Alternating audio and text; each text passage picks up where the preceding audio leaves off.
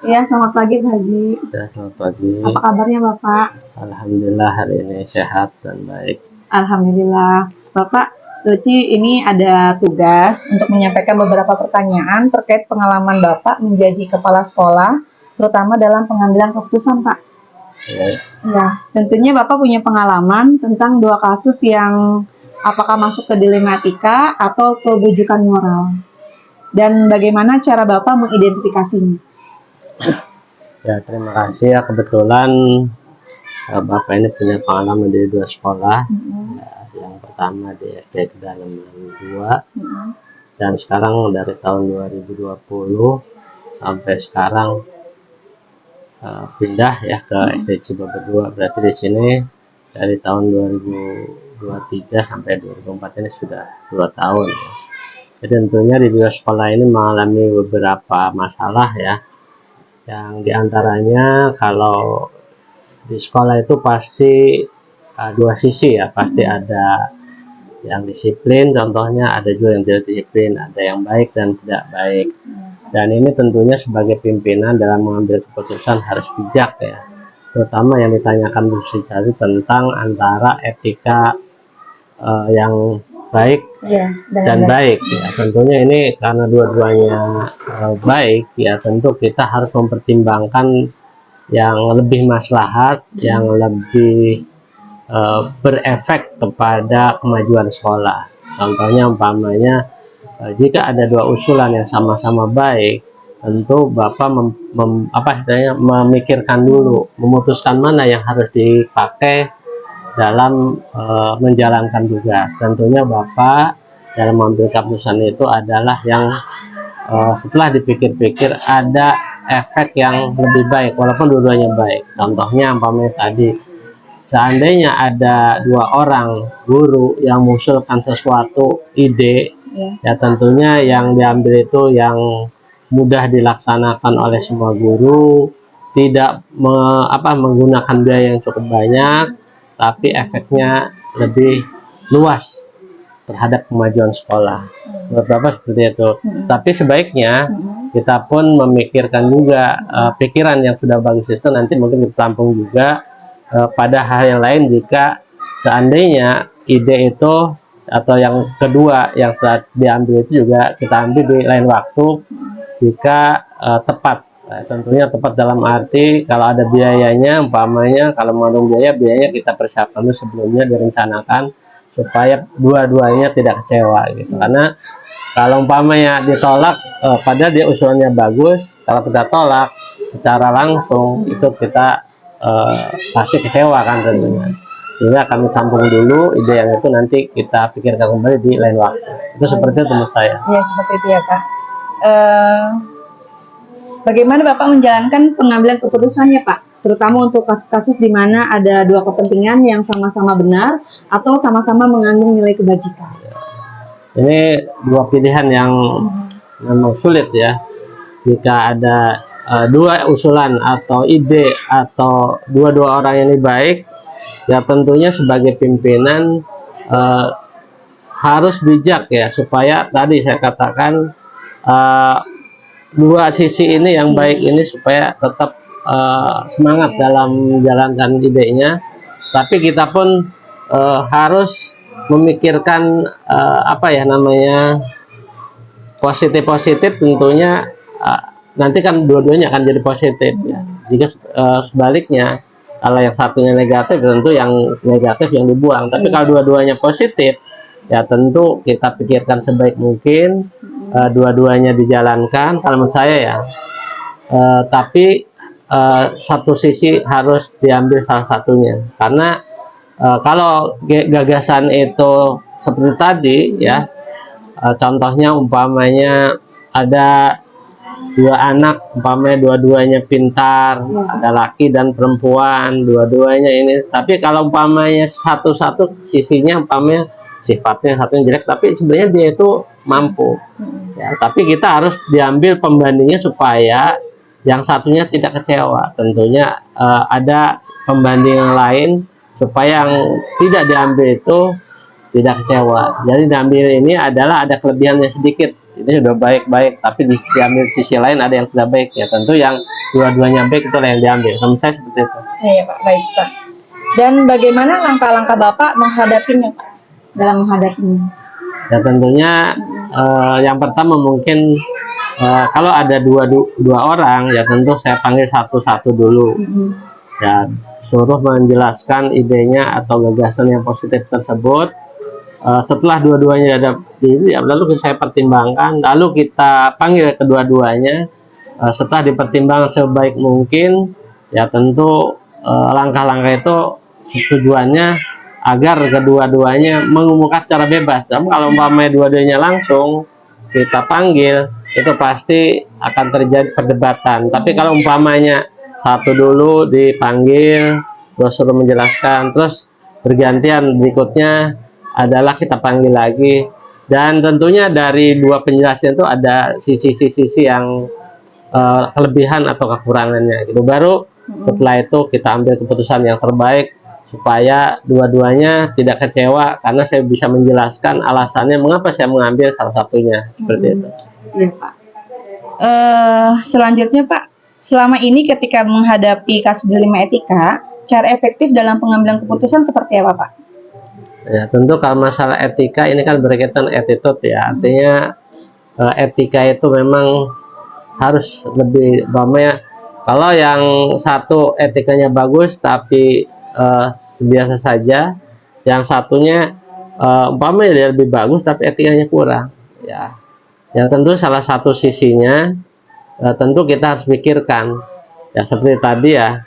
Kalau umpamanya etikanya lebih bagus, apalagi kalau dua-duanya etikanya bagus, dia kepintaran juga bagus, tapi yang sebaliknya umpamanya etikanya jelek tapi pengetahuannya rendah, ya tentu yang kita ambil adalah etikanya bagus dan yang pengetahuannya juga bagus. Tapi kalau umpamanya dua-duanya jelek, ya tentu yang etikanya lebih bagus yang kita ambil dibanding yang tadi pintar tapi tidak beretika, atau pintar dan beretika yang keduanya bodoh tapi etikanya tidak bagus. Ya tentunya yang diambil yang kalau umpamanya dua-duanya bagus, etika dan pintar, ya tentunya ambil. Tapi kalau umpamanya etikanya jelek tapi pengetahuannya juga jelek, ya yang satunya pengetahuannya biasa saja tapi etikanya baik, berarti yang diambil yang etikanya baik tapi pengetahuannya sederhana gitu. Ya, jadi tiga itu pilihannya. Jadi kalau saya yang terbaik ya tentunya yang etika dan dia pintar, yang keduanya tidak pintar biasa saja tapi etikanya bagus, yang ketiganya yang saya ambil ya tentu yang etikanya jelek juga pengetahuannya rendah. Ya contoh tadi umpamanya di suatu sekolah ini ada siswa ya, antara mau kita ngeranking anak ya dua-duanya pintar, ya tentu kita harus ambil etikanya lebih bagus dan pintar daripada pintar tapi etikanya rendah, kan gitu. Ya tentu yang dipilih yang peringkat pertama adalah etikanya bagus dan pengetahuannya juga bagus. Menurut saya seperti itu. Ya Pak Haji, terima kasih. Selama ini Pak, tantangan Bapak dalam mengambil keputusan apa Pak? Ada nggak tantangannya Pak? Ya tentunya kalau mengambil suatu keputusan, ya kita berusaha agar keputusan kita itu bisa dijalankan mudah oleh anggota atau oleh guru-guru. Ya tentu dalam mengambil keputusan selama ini saya yang lakukan menjaga keharmonisan perasaan orang yang mau saya putuskan sesuatu jelek atau baik. Ya tentu kita harus menjaga namanya privasi dianya dulu, jangan sampai kejelekannya disebarluaskan. Ya tentu dalam mengambil keputusan itu kita harus sebaik mungkin agar guru-guru yang umpamanya keputusan saya itu bisa dijalankan tapi dia tidak tersakiti hatinya gitu. Seperti itu contohnya. Ya Bapak. Untuk jadwal-jadwal tertentu Pak, atau Bapak butuh jadwal-jadwal tertentu atau butuh menepi ke tempat tertentu untuk memutuskan ketika ada dilematika, atau langsung segera diselesaikan Pak sama Bapak? Ya kalau menurut saya kalau ada masalah itu sebaiknya segera diselesaikan dengan cara ya tadi ya kita cari dulu akar masalahnya, lalu kita carikan solusinya, jangan sampai masalah itu berlarut-larut sehingga masalah itu nanti terpendam lama, kalau terpendam lama nanti akan jadi suatu masalah yang tidak bisa diselesaikan. Ya tentunya saya mencari juga pendapat-pendapat, minta pendapat kepada umpamanya kalau sekolah komite, ya mungkin juga minta pendapat guru yang senior. Masalah ini kira-kira bagaimana solusinya agar masalah tersebut tidak berlarut-larut dan bisa diselesaikan dengan baik, dan kedua masalah tersebut tidak menyebar kemana-mana. Ya tentunya segera diputuskan dan saya menyelesaikan sesuai dengan kasus yang ada. Ya tentunya kalau berat ya segera, ya tentunya itu semuanya perlu pemikiran ya tentunya, karena suatu organisasi itu kalau umpamanya ada masalah atau borok atau apa yang tidak segera diselesaikan nanti akan merambat ke yang lain gitu. Jadi susah nantinya untuk diperbaikinya. Jadi kalau saya ada masalah segera diselesaikan. Diselesaikan ya Pak. Jadi cari akar masalahnya dulu, ya, terus cari solusinya, baru segera ya minta pendapat pada yang lain. Jangan mengambil keputusan sendiri, tentunya dengan diskusi dengan senioritas atau komite atau tugas Thomas, sehingga masalah tersebut diselesaikan dengan baik dan tidak menimbulkan gejolak. Seperti itu, bagus ya Pak ya. Dan mungkin ada faktor-faktor yang mempermudah Bapak dalam mengambil keputusan. Ya tentunya untuk mengambil keputusan tersebut tadi itu ya kita tentu minta pendapat ke senior, karena pemikiran orang yang senior itu mungkin lebih bijak ya, seperti pengawas kalau di sekolah, mungkin juga pengurus komite diminta pendapat, sehingga nanti keputusan tersebut tidak keputusannya berefek baik dan menyelesaikannya juga tidak bermasalah, tidak menimbulkan masalah, dan menyelesaikan masalah tapi tidak menimbulkan masalah baru gitu. Jadi minta pendapat kalau kita sekolah, berarti ke pengawas ya Pak Haji ya? Pengawas tentunya minta pendapat, karena pengawas sekolah itu kalau sekarang itu sebagai pendamping atau membantu. Jadi kalau kita menemukan masalah ya tentu mereka harus kasih tahu. Yang keduanya mitra kita, ya perwakilan orang tua itu komite juga harus minta. Kalau bisa, kalau masalahnya dengan lingkungan, berarti tokoh-tokoh masyarakat yang ada di lingkungan sini juga diminta pendapat, supaya nanti keputusan saya itu tidak menimbulkan masalah di kemudian hari. Jadi jangan sampai menyelesaikan masalah tapi menimbulkan masalah baru. Jadi yang saya harapkan itu masalah yang kita selesaikan dan masalah itu selesai dengan baik dan tidak menimbulkan masalah yang baru. Menimbulkan masalah yang baru. Ya. Pertanyaan terakhir Pak Haji, dari pengalaman terkait dilematika tersebut, mungkin ada yang dapat dipetik dari pengalaman tersebut? Ya, pengalamannya tentu di sini pertama kali saya masuk SD Cibeber 2 ini, salah satunya guru istilahnya agak susah diatur, karena mungkin masa lalu ya saya tidak menjelekkan pimpinan yang lama, tapi intinya kalau tidak ada koordinasi antara guru dengan orang tua, terus kepala sekolah dengan masyarakat, ya ini juga akan bermasalah.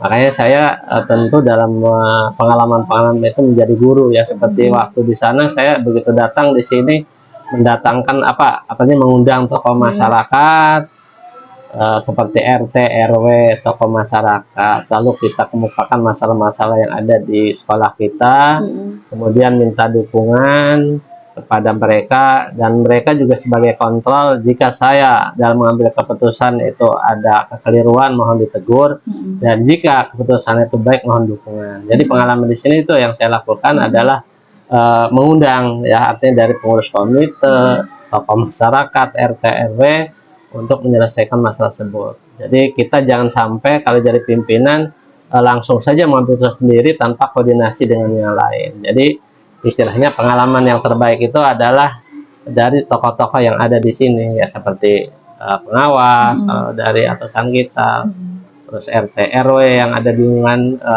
kita, terus tokoh masyarakat yang berpengaruh tentunya itu saat lagi diminta pendapat, karena dengan dukungan dari struktural kita pengawas, terus komite, terus lingkungan, terutama ketua RT dan RW, itu akan membantu kita dalam menyelesaikan masalah. Itu pengalaman yang dilakukan saya. Iya, baik, terima kasih Pak Haji atas waktunya. Saya semakin paham bagaimana saya bisa menyerap pengalaman-pengalaman Bapak terkait pengambilan keputusan mengenai dilematika.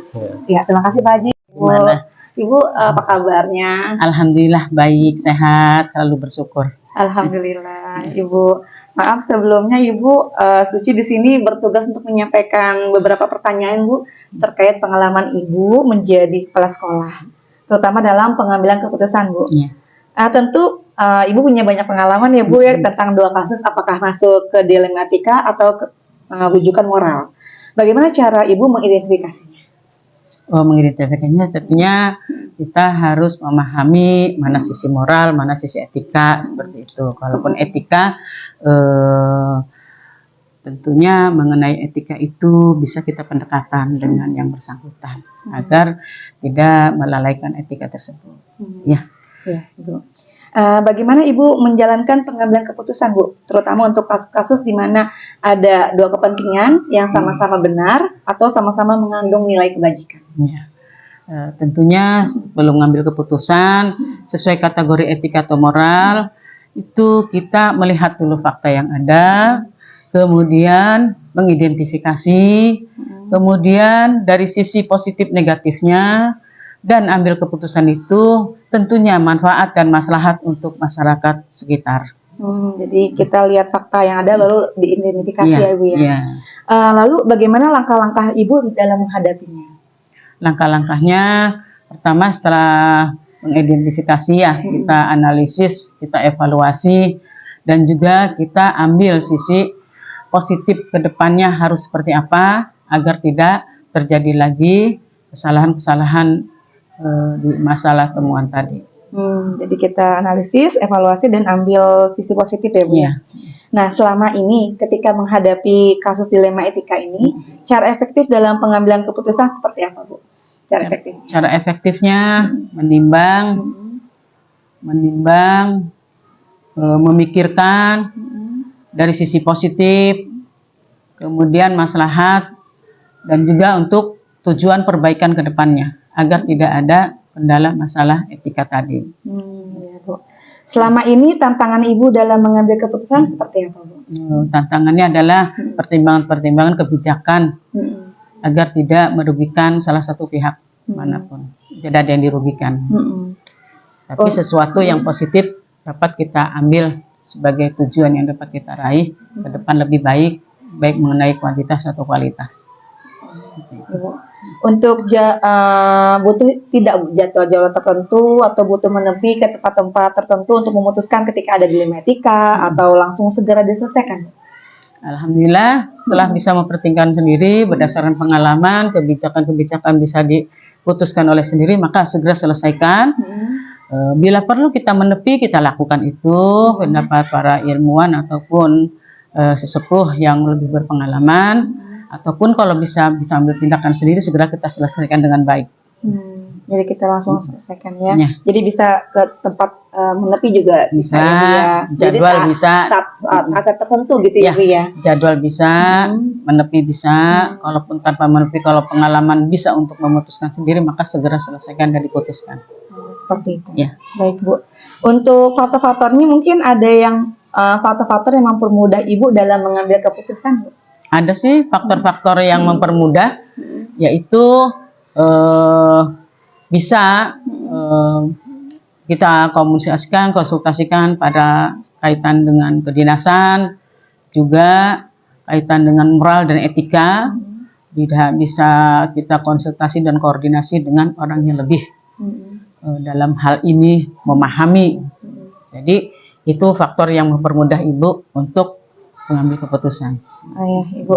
Pertanyaan terakhir Bu, dari pengalaman terkait dilema etika tersebut, mungkin ada yang dapat dipetik dari pengalaman tersebut Bu?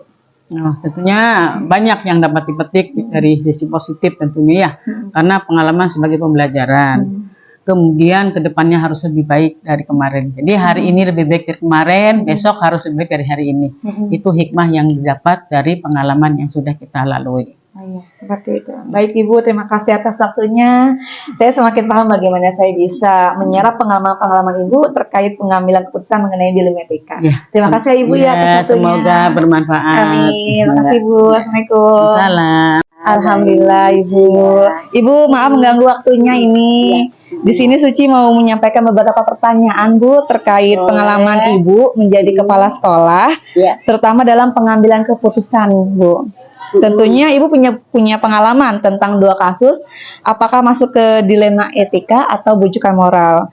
Iya. Bagaimana cara Ibu mengidentifikasinya, Bu? Jadi kalau dilema etika itu kasus benar lawan benar, tapi kalau bujukan moral itu benar lawan salah. Jadi di sini kita tentang dilema etika, Bu. Dilema etika. Iya, bagaimana cara Ibu mengidentifikasinya? Ya, masalah etika ya. Memang sekolah kami memang ekonominya itu dari menengah ke bawah. Jadi memang banyak permasalahan yang kami, tapi alhamdulillah ya bisa ditangani.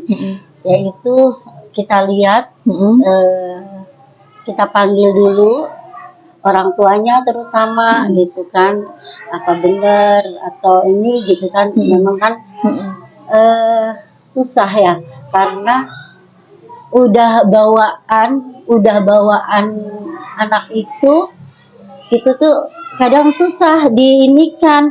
Jadi ya dengan cara kita panggil orang tuanya datang ke sini. Misalnya berantem kan ya, dipanggil dua-duanya ke sini, kita omongin, ya alhamdulillah gitu. Terus ada lagi, memang ada padahal ini ya pendidikannya tinggi gitu ya, tapi karena memang lingkungannya ini gitu kan ya, lingkungannya ini jadi ke sini dia lapor polisi. Oh alah. Ya Allah, Sampai lapor polisi. ya sampai lapor polisi gitu. Tapi ya alhamdulillah saya hubungi polisinya. Harusnya Bapak kata saya lihat dulu, cek dulu gitu tuh, apa benar anak ini gitu kan ya. Ya akhirnya mah ya alhamdulillah. Iya, ya, ada penyelesaiannya ya. Ada penyelesaiannya alhamdulillah. Saya tulis ada catatannya. Ada catatannya. Oh iya. Ya, Jadi alhamdulillah. iya, bagaimana Ibu menjalankan pengambilan keputusannya, Bu? Terutama untuk kasus-kasus di mana ada dua kepentingan yang sama-sama benar atau sama-sama mengandung nilai kebajikan. Kalau itu kita lihat dulu ya. Kalau memang ya benar ya, artinya kita rembukan dulu, dan alhamdulillah kan kita dimusyawarahkan sama-sama. Ya kalau misalnya udah sepakat atau ini ya alhamdulillah baikkan lagi. Intinya yang pasti tidak hanya saya panggil, tidak hanya sendiri dulu, kita panggil dua-duanya. Kalau misalnya ada permasalahan apa, kita panggil kedua yang berselisih ini. Ya itu yang pasti. Karena apa? Kalau misalnya salah satu itu akan merasa benar, ini merasa benar, ini juga benar. Makanya saya panggil dua-duanya. Seperti itu. Untuk memecahkan masalahnya. Iya, Ibu. Dan bagaimana langkah-langkah Ibu menghadapinya? Langkah-langkahnya yaitu mungkin kalau misalnya ada kejadian, kita panggil salah satu dulu, itu setelah itu panggil lagi apa benar itu ada masalah dengan atau misalnya antara dua ini gitu kan. Jadi intinya kita panggil gitu. Dulu. Dipanggil langkah-langkahnya. Ya, selama ini ketika menghadapi kasus dilema etika, cara efektif dalam pengambilan keputusan seperti apa, Bu? Cara efektif untuk pengambilan etika Keputusan. Yaitu ya kita tadi dengan tadi itu ya musyawarah. Iya, dengan musyawarah. Iya, kalau misalnya dua-duanya sudah saling nerima dan saya juga ya artinya ya itu